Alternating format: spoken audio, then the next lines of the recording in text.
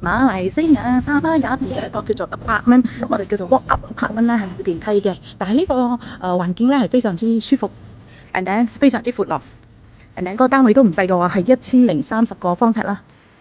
跟住頭先你可以睇到我喺入邊係咩？講話係好細聲嘅。OK， 所以可以俾你睇到呢個區好清靜，所以我講話都唔可以咁大聲。好香啊！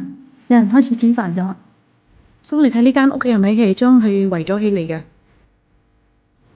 嗱，俾你睇下嗰個分別。呢個咧佢就係用一個帆布嚟遮起嚟嘅啫。嗱，呢個你就可以睇到係有空嘅。所以如果係嘅呢個叫做濕廚房，如果係圍咗起嚟嘅話，你就有多一個咁樣嘅空間啦。呢個非常之靜啊！嗱，細佬哥放學嘅時候咧就可以喺呢度搞啊。跟住咧呢度仲有游水池。